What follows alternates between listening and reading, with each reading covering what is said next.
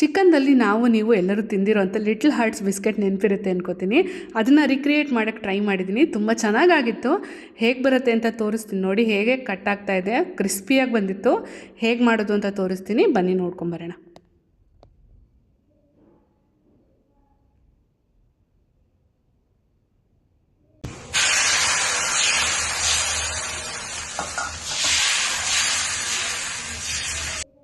ನಮಸ್ತೆ, welcome to Shivamogga kitchen. ಮೊದಲಿಗೆ 3/4 cup ಆಗುವಷ್ಟು ಬೆಣ್ಣೆ ತೊಗೊಳ್ತಾ ಇದ್ದೀನಿ, ಒಂದು ಬೌಲ್ ದೊಡ್ಡ ಪಾತ್ರೆ ಒಳಗೆ. ಜೊತೆಗೆ ಅದಕ್ಕೆ 3/4 ಕಪ್ ಆಗುವಷ್ಟು ಕೊಕೊನಟ್ ಶುಗರ್ ಯೂಸ್ ಮಾಡ್ತಾ ಇದ್ದೀನಿ ನಾನಿಲ್ಲಿ. ನಿಮ್ಮ ಹತ್ರ ಕೊಕೊನಟ್ ಶುಗರ್ ಇಲ್ಲ ಅಂತಂದರೆ ಮಾಮೂಲಿ ಸಕ್ಕರೆ ಪುಡಿನ ಹಾಕ್ಕೊಳ್ಬೋದು. ಕೊಕೊನಟ್ ಶುಗರು ಒಂದು ಸ್ವಲ್ಪ ಮೈಲ್ಡಾಗಿರುತ್ತೆ ಸ್ವೀಟು. ಈ ಬಿಸ್ಕೆಟ್ಗೆ ನಾವು ಮತ್ತೆ ಎಕ್ಸ್ಟ್ರಾ ಸಕ್ಕರೆ ಮೇಲ್ಗಡೆಯಿಂದ ಉದುರಿಸ್ತೀವಿ, ಸೊ ತುಂಬ ಸ್ವೀಟ್ ಆಗೋದು ಬೇಡ ಅಂತ ಹೇಳಿ ನಾನು ಇದನ್ನು ಯೂಸ್ ಮಾಡ್ತಾಯಿದ್ದೀನಿ. ನಿಮ್ಮ ಹತ್ರ ಇಲ್ಲ ಅಂತಂದರೆ ಮಾಮೂಲಿ ಸಕ್ಕರೆನ ಪುಡಿ ಮಾಡ್ಕೊಬೋದು, ಅಥವಾ ಕ್ಯಾಸ್ಟರ್ ಶುಗರ್ ಕೂಡ ಯೂಸ್ ಮಾಡ್ಕೊಳ್ಬೋದು. ಅದನ್ನು ಈಗ ನೀಟಾಗಿ ಬೀಟ್ ಮಾಡ್ಕೊಳ್ಳೋಣ. ಬೀಟ್ ಮಾಡಿ ಈ ಥರ ಕಲರ್ ಕೂಡ ಚೇಂಜ್ ಆಗಬೇಕು, ಟೆಕ್ಸ್ಚರ್ ಕೂಡ ಚೇಂಜ್ ಆಗಬೇಕು. ಈ ಥರ ಕ್ರೀಮ್ ಥರ ಟೆಕ್ಸ್ಚರ್ ಬರಬೇಕು. ಅಲ್ಲಿ ತನಕ ಚೆನ್ನಾಗಿ ಅದನ್ನು ಬೀಟ್ ಮಾಡಿ ಇದಕ್ಕೆ 1/4 ಚಮಚ ಆಗೋಷ್ಟು ಬೇಕಿಂಗ್ ಪೌಡ್ರು, 1 ಚಿಟಿಕೆ ಆಗೋಷ್ಟು ಬೇಕಿಂಗ್ ಸೋಡಾನ ಹಾಕ್ಕೊಳ್ತಾ ಇದ್ದೀನಿ. ಜೊತೆಗೆ 2 ಕಪ್ ಆಗೋಷ್ಟು ಮೈದಾ ಹಿಟ್ಟನ್ನು ಸೇರಿಸ್ಕೋಬೇಕು. ಇದೆಷ್ಟನ್ನು ಸೇರಿಸಿ ಅರ್ಧ ಕಪ್ ಆಗೋಷ್ಟು ಹಾಲನ್ನು ಬ್ಯಾಚ್ ಬೈ ಬ್ಯಾಚ್ ಆ್ಯಡ್ ಮಾಡಿಕೊಂಡು ಚಪಾತಿ ಹಿಟ್ಟು ಆಗೋ ರೀತಿಲಿ, ಚಪಾತಿ ಹಿಟ್ಟಿನ ಹದಕ್ಕೆ ಕಲಿಸ್ಕೋಬೇಕಾಗತ್ತೆ. ನೋಡಿ, ನಿಧಾನಕ್ಕೆ ಇದನ್ನು ಅಷ್ಟನ್ನು ಫಸ್ಟು ಸೌಟಲ್ಲಿ ತಿರುಗಿಸ್ಕೊಂಡು ಕಲಿಸ್ಕೊಳ್ತೀನಿ. ಆಮೇಲೆ ಹಾಲು ಹಾಕ್ಕೊಂಡು ಕೈಯಲ್ಲಿ ನಿಧಾನಕ್ಕೆ ಕಲಿಸ್ಕೋಬೇಕು. ನೋಡಿ, ಇವಾಗ ಅದಷ್ಟು ನೀಟಾಗಿ ಒಂದು ಸರಿ ಕಲಿಸ್ಕೊಂಡಾಯಿತು. ಇವಾಗ ಕೈಯಲ್ಲಿ ನಿಧಾನಕ್ಕೆ ಮತ್ತೆ ಕಲಿಸ್ಕೊಳ್ತಾ ಇದ್ದೀನಿ. ಚಪಾತಿ ಹಿಟ್ಟಿನ ಹದಕ್ಕೆ ನಿಧಾನಕ್ಕೆ ಹಾಕ್ಕೊಂಡು ಒಂದು ಚೂರೇ ಹಾಲು ಹಾಕ್ಕೊಂಡು ಕಲಿಸ್ಕೊಳ್ತಾ ಬರೋಣ. ನೋಡಿ, ಹಾಗೆ ಇದು ಹೀಗೆ ಹಿಡಿದ್ರೆ ಅದು ನಾವು ಹಿಡಿದಿರೋ ಶೇಪ್ ಅದು ಹೋಲ್ಡ್ ಮಾಡಬೇಕು. ಅಲ್ಲಿವರೆಗೂ ಅದನ್ನು ನೀಟಾಗಿ ಕಲಿಸ್ಕೋಬೇಕಾಗತ್ತೆ. ಹಾಗಿದ್ರೆ ನಾವು ಹೀಗೆ ಹಿಡಿದಾಗ ಅದು ಹೋಲ್ಡ್ ಮಾಡಿದ್ರೆ ಶೇಪು, ನಾವು ಹಾಕಿರೋ ಸಾಟಿ ಅಥವಾ ನಾವು ಹಾಕಿರೋ ಜಿಡ್ಡು ಕರೆಕ್ಟಾಗಿದೆ ಅಂತ ಅರ್ಥ. ಬಿಸ್ಕೆಟ್ಗಾಗಲಿ ಅಥವಾ ಯಾವುದೇ ಕರಿದ ತಿಂಡಿ ಮಾಡ್ತೀವಿ ಅಂತಾದರೂ ಅಷ್ಟೇ, ಅದು ನಾವು ಹಿಂಗೆ ಹಿಡಿದ್ರೆ ಅದು ಆ ಶೇಪ್ನ ಹೋಲ್ಡ್ ಮಾಡಬೇಕು 5 ನಿಮಿಷ. ಅಲ್ಲಿವರೆಗೂ ಅದನ್ನು ನೀಟಾಗಿ ಕಲಿಸ್ಕೋಬೇಕು. ಈಗ ಹಾಲು ಹಾಕ್ತಾಯಿದ್ದೀನಿ, ಒಂದು ಚೂರೇ ಹಾಲು ಹಾಕ್ಕೊಂಡು ಕಲಿಸ್ಕೊಳ್ತಾ ಇದ್ದೀನಿ. ನೋಡಿ, ಇವಾಗ ಇದು ಚಪಾತಿ ಹಿಟ್ಟಿನ ಹದಕ್ಕೆ ಬಂತು. ನಿಧಾನಕ್ಕೆ ನಾದಿ ಕಲಸಿ ಅದನ್ನು ಇವಾಗ ಲಟ್ಟಿಸ್ಕೊಳ್ಳೋಣ. ಮೊದಲಿಗೆ ಕೆಳಗಡೆಗೆ ಒಂಚೂರು ಹಸಿ ಹಿಟ್ಟು ಹಾಕ್ಕೊಂಡು ಮೇಲ್ಗಡೆ ಮತ್ತೆ ಈ ಹಿಟ್ಟು ಹಾಕ್ಕೊಂಡು ನಿಧಾನಕ್ಕೆ ಒಂದು ಶೇಪ್ ಕೊಟ್ಟು ಲಟ್ಟಿಸ್ಬೇಕು. ಸ್ವಲ್ಪ ನಿಧಾನಕ್ಕೆ ಲಟ್ಟಿಸಿ, ತುಂಬ ಫೋರ್ಸ್ ಹಾಕಿ ಲಟ್ಸೋದು ಬೇಡ, ಯಾಕೆಂದರೆ ತುಂಬ ಸ್ಮೂತಾಗಿರುತ್ತಿದ್ದು ಒಂದೇ ಸರಿಗೆ ಮತ್ತು ಪೂರ್ತಿ ಇದಾಗೋಗುತ್ತೆ, ಶೇಪೆಲ್ಲ ಹಾಳಾಗೋಗುತ್ತೆ.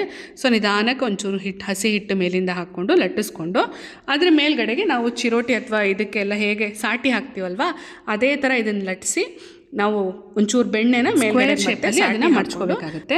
ಅದು ನೀಟಾಗಿ ಈ ಥರ ತೋರಿಸ್ತಾ ಇದ್ದೀನಲ್ಲ, ಅದೇ ಥರ ನೋಡಿಕೊಂಡು ಮಾಡ್ಕೊಳ್ಳಿ. ಅಷ್ಟರೊಳಗೆ ಒಂದು ಹಾಡು ಕೇಳ್ಕೊಂಬರೋಣ. ನಿನ್ನನ್ನೇ ಕಾಣುವೆ, ಕಣ್ಣಲ್ಲಿ ತುಂಬಿರುವೆ, ಮನದಲ್ಲಿ ಮನೆ ಮಾಡಿ ಆಡುವೆ, ಎಲ್ಲೆಲ್ಲಿ ನೋಡಲಿ ನಿನ್ನನ್ನೇ ಕಾಣುವೆ. ಆ ಕೆಂಪು ತಾವರೆ ಆ ನೀರಿಗಾದರೆ, ಈ ಹೊನ್ನ ತಾವರೆ ನಿನ್ನಾಸೆ ಆಸರೆ, ಮಿಂಚೆಂಬ ಬಳ್ಳಿಗೆ ಮೇಘದಾಸರೆ, ಈ ಹೆಣ್ಣ ಬಾಳಿಗೆ ನಿನ್ನ ತೋಳಿನಾಸರೆ. ಯೋಗಗಳು ಜಾರಿ ಉರುಳಿದರೇನು,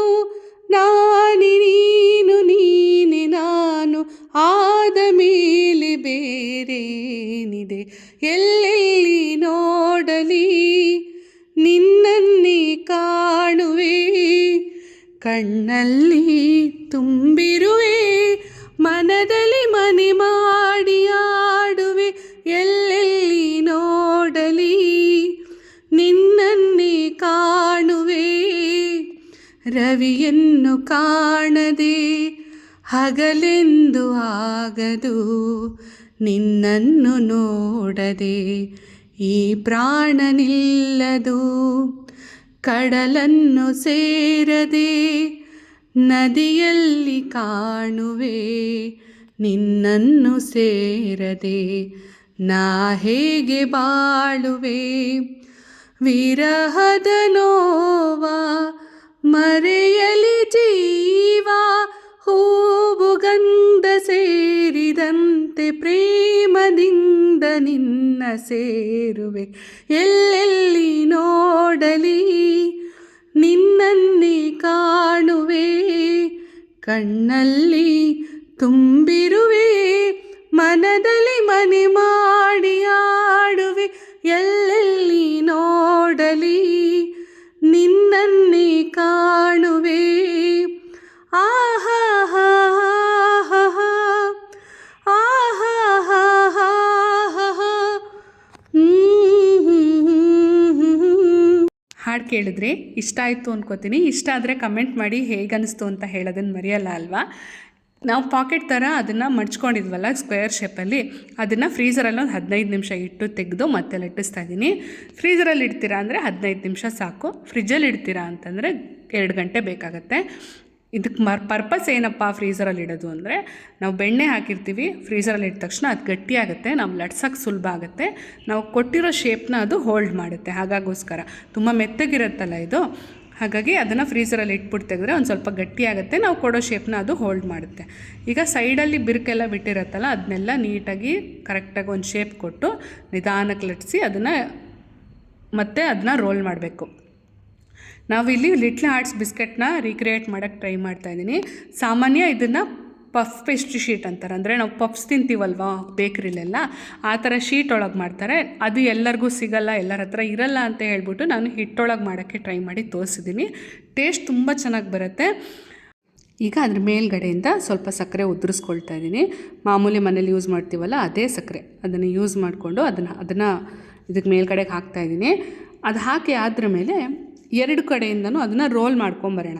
ನಾವು ಮಾಮೂಲಿ ಪೇಪರೆಲ್ಲ ಹೇಗೆ ರೋಲ್ ಮಾಡ್ತೀವಲ್ವ ಆ ಥರ 2 ಸೈಡಿಂದ ರೋಲ್ ಮಾಡೋಣ. ಮಧ್ಯ ತನಕ ರೋಲ್ ಮಾಡಬೇಕು. ಎರಡೂ ಮಧ್ಯ ಥರ ರೋಲ್ ಮಾಡಿದ್ರೆ ಈ ಕಡೆಯಿಂದ ಒಂದು ರಿಂಗು ಆ ಕಡೆಯಿಂದ ಒಂದು ರಿಂಗ್ ಥರ ಬರುತ್ತೆ. ಅದನ್ನು ನೀಟಾಗಿ ರೋಲ್ ಮಾಡಿಬಿಟ್ಟು ಹಾರ್ಟ್ ಶೇಪಿಗೆ ಬರೋ ಥರಕ್ಕೆ ಅದನ್ನು ಹಿಂದ್ಗಡೆಗೂ ಕೂಡ ಒಂಚೂರು ಶಾರ್ಪ್ ಎಡ್ಜ್ ಕೊಡಬೇಕಾಗತ್ತೆ. ಈ ಥರ ರೋಲ್ ಮಾಡಿ ಅದಕ್ಕೆ ಹಿಂದ್ಗಡೆಯಿಂದನೂ ಶಾರ್ಪ್ ಎಡ್ಜ್ ಕೊಡೋಣ. ನೋಡಿ ಈ ಥರ ಶಾರ್ಪಾಗಿ ಎಡ್ಜ್ ಕೊಟ್ಟಿದ್ದೀನಿ. ಅದನ್ನು ಈಗ ಒಂದು 15 ನಿಮಿಷ ಮತ್ತೆ ಫ್ರೀಝರಲ್ಲಿ ಇಡೋಣ. ಸೊ ದಟ್ ಮತ್ತೆ ನಾವು ಕಟ್ ಮಾಡಬೇಕಾದ್ರೆ ಅದು ನೀಟಾಗಿ ಕಟ್ ಆಗುತ್ತೆ ಅಂತ ಅಷ್ಟೇ. ನೋಡಿ ನೀಟಾಗಿ ಅದಕ್ಕೆ ಪ್ರೆಸ್ ಮಾಡಿಬಿಟ್ಟು ಶಾರ್ಪ್ ಎಡ್ಜನ್ನ ರೆಡಿ ಮಾಡಿ ಫ್ರೀಝರಲ್ಲಿ ಇಡ್ತಾಯಿದ್ದೀನಿ. ನೋಡಿ ಈಗ ಫ್ರೀಝರಿಂದ ತೆಕ್ಕೊಂಬಂದಿದ್ದೀನಿ. ಸೈಡಲ್ಲಿ ಫಸ್ಟು ಕಟ್ ಮಾಡ್ಕೊಂಬಿಡೋಣ, ಅದೇ ಅನ್ನೀವನ್ ಆಗಿರುತ್ತೆ, ಶೇಪ್ ಸರಿ ಬರೋಲ್ಲ, ಹಾಗಾಗಿ ಕಟ್ ಮಾಡಿ ತೆಗಿತಾ ಇದ್ದೀನಿ. ಅದನ್ನು ಕಟ್ ಮಾಡಿ ತೆಗೆದ್ಬಿಟ್ಟು ಬಾಕಿ ಉಳಿದಿರೋದನ್ನೆಲ್ಲ ಸ್ವಲ್ಪ ದಪ್ಪನಾಗಿ, ಅದನ್ನು ಬಿಸ್ಕೆಟ್ ಎಷ್ಟು ದಪ್ಪ ಇರುತ್ತೋ ಅಷ್ಟು ದಪ್ಪನಾಗಿ ಅದನ್ನೆಲ್ಲ ಕಟ್ ಮಾಡ್ಕೊಳ್ಳೋಣ. ನಾನಿಲ್ಲಿ ಏರ್ ಫ್ರೈಯರಲ್ಲಿ ಬೇಕ್ ಮಾಡ್ತಾಯಿದ್ದೀನಿ. ನಿಮ್ಮ ಹತ್ರ ಏರ್ ಫ್ರೈಯರ್ ಇಲ್ಲ, ಓವನ್ ಇಲ್ಲ ಅಂತ ಅಂದರೆ ಮಾಮೂಲಿ ನಾನು ಕೊಬ್ಬರಿ ಬಿಸ್ಕತ್ತು, ಖಾರ ಬಿಸ್ಕತ್ತು, ಬೆಣ್ಣೆ ಬಿಸ್ಕತ್ತೆಲ್ಲ ಪ್ರೀವಿಯಸ್ ವೀಡಿಯೋಗಳಲ್ಲಿ ಕಡಾಯಿಲಿ ಹೇಗೆ ಮಾಡ್ಬೋದು ಅಂತ ತೋರಿಸಿದ್ದೀನಿ. ಒಂದು ಕಡಾಯಿಲಿ ಉಪ್ಪಿಟ್ಬಿಟ್ಟು ಈ ಬಿಸ್ಕೆಟ್ನೆಲ್ಲ ಒಂದು ಪ್ಲೇಟಲ್ಲಿ ಬಟರ್ ಪೇಪರ್ ಹಾಕಿ ಅರೇಂಜ್ ಮಾಡಿ ಮುಂಚೆನೇ ಅದನ್ನು ಕಾಯಕ್ಕೆ ಇಟ್ಕೋಬೇಕು ಉಪ್ಪನ್ನು. ಇದನ್ನು ಅರೇಂಜ್ ಮಾಡಿರೋದನ್ನು ಅದರಲ್ಲಿ ಇಟ್ಬಿಟ್ಟು ಬೇಯಿಸಬೇಕು. ನಾನಿಲ್ಲಿ ಏರ್ ಫ್ರೈಯರಲ್ಲಿ ಬೇಕ್ ಮಾಡ್ತಾಯಿದ್ದೀನಿ. ಏರ್ ಫ್ರೈಯರ್ನ 180 ಡಿಗ್ರಿ ಸೆಲ್ಸಿಯಸಲ್ಲಿ 5 ಮಿನಿಟ್ಸ್ ಫಸ್ಟು ಪ್ರೀ ಹೀಟ್ ಮಾಡ್ಕೊಂಡಿದ್ದೀನಿ.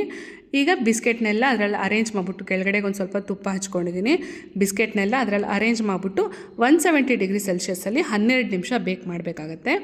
ಟೇಸ್ಟ್ ತುಂಬ ಚೆನ್ನಾಗಿ ಬರುತ್ತೆ. ನೋಡಿ ಹೇಗೆ ಬೆಂದಿದೆ ಅಂತ ಹೇಳ್ಬಿಟ್ಟು. ಮೇಲ್ಗಡೆಯಿಂದ ಒಂಚೂರು ಸಕ್ಕರೆ ಹಾಕ್ಕೋಬೋದು, ಬಿಡ್ಬೋದು, ಅದು ಆಪ್ಷನಲ್, ಅದು ನಿಮಗೆ ಬಿಟ್ಟಿದ್ದು. ತುಂಬ ಚೆನ್ನಾಗಾಗುತ್ತೆ. ಹೇಗೆ ಬಂತು ಅಂತ ತಿಳಿಸೋದು ಮರಿಬೇಡಿ. ಇನ್ನೂ ಹೆಚ್ಚಿನ ರೆಸಿಪಿಗೋಸ್ಕರ ನಮ್ಮ ಚಾನಲ್ ಸಬ್ಸ್ಕ್ರೈಬ್ ಮಾಡಿ. ಸಬ್ಸ್ಕ್ರೈಬ್ ಮಾಡದೆ ಹೋಗ್ಬಿಡಿಪ್ಪ, ಆಗಾಗ ಬರ್ತಾ ಇರಿ ನಮ್ಮ ಮನೆಗೆ.